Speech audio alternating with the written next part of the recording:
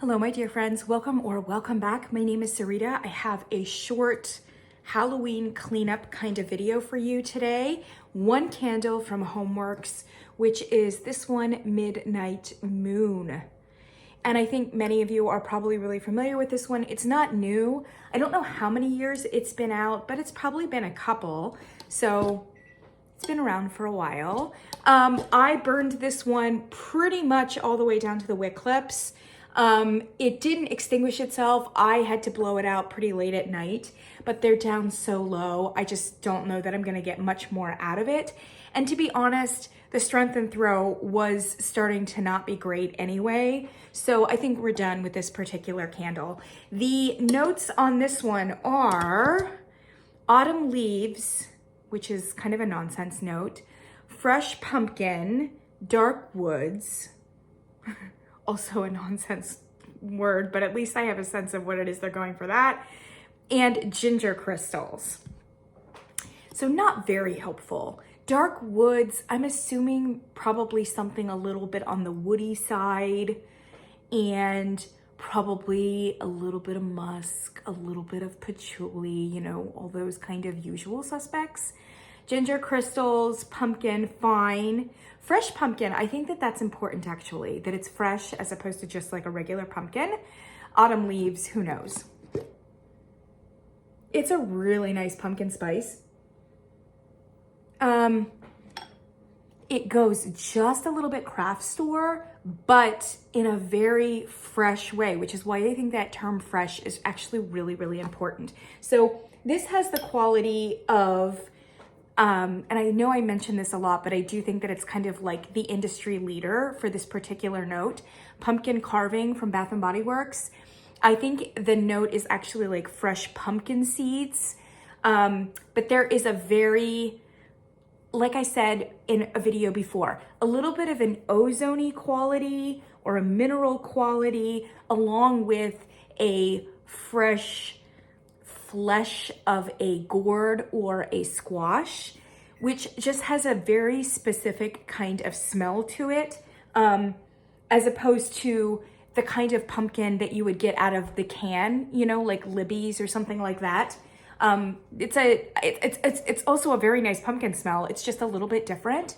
So when it says fresh pumpkin, I definitely think it has kind of that little quality of freshness.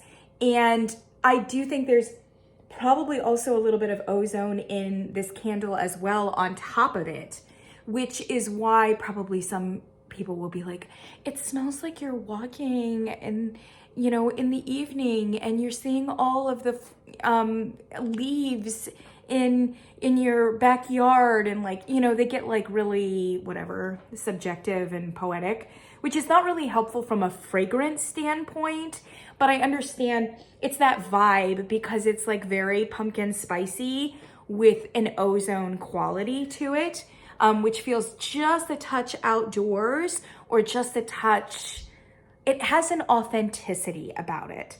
And I think that comes from the fresh pumpkin that just keeps it from being like a very generic pumpkin spice, craft store kind of vibe.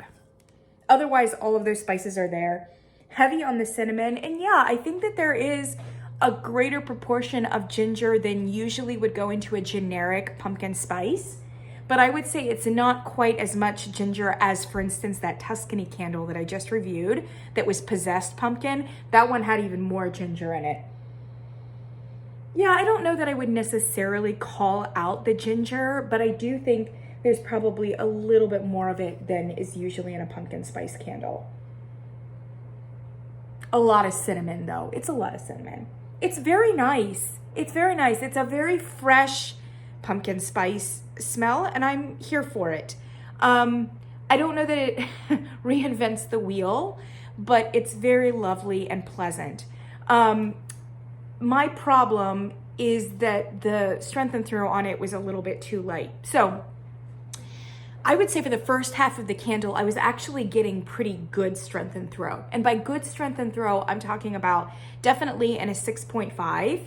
I kept it in the hurricane and I felt like I was getting up to at least a 7 or even a 7.5. And that hurricane adds about a half a point, maybe to up to a full point. So I think that for at least the first third or half of the candle, it was at least decent in terms of the way that it was coming across. You do tend to go a little bit nose blind to it because it is a fairly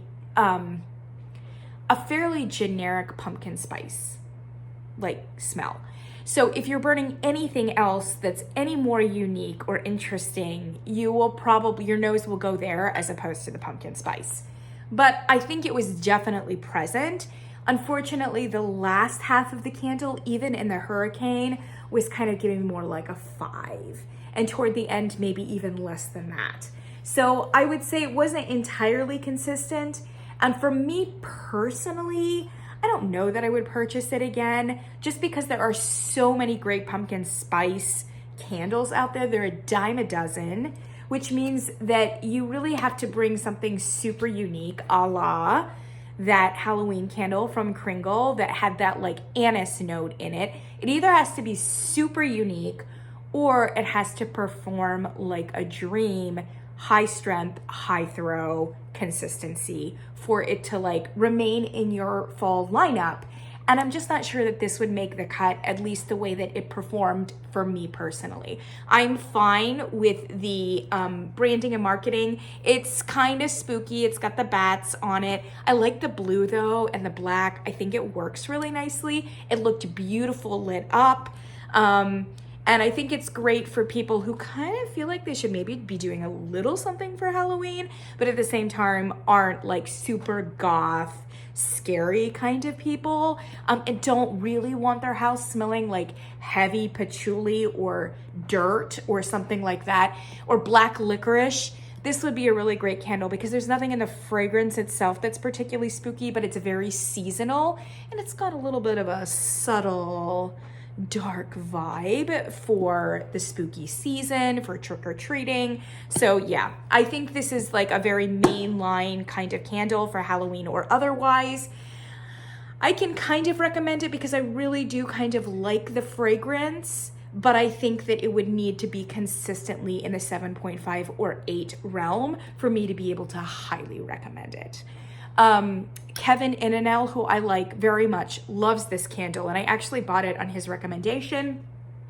Melanie, Mr. Kong's mom, though, reviewed it, a month ago or so, and she was like, I really don't think that it was strong enough. And I can kind of agree I agree more with her now that I've burned this one than I do Kevin, but I do appreciate that it is like a very strong contribution in the generic pumpkin spice category. It just doesn't quite have the performance to stand out in the way that it should. So with another iteration that was stronger and like more assertive, I think I could recommend it more highly, but the chances of that happening, very, very slim. I think this is probably just the way that Midnight Moon is going to burn going forward. So that's what I can say about it. It's what I can't say about it. And yeah, I'm happy that I burned it. And that's all I've got to say. I doubt that it is available to many places, but I will do a scouring of the web. And if it can be found, I will link it down below, but I'm sure it'll probably be coming back next year. Homeworx doesn't have a ton of Halloween candles, and the ones that they have are generally just a little bit of spooky packaging, like Bath & Body Works, without it being like a super spooky fragrance. But I do think that Midnight Moon is one of their like kind of standard Halloween offerings. So we'll probably see it next year as well. That's what I've got for you. See you in the next one.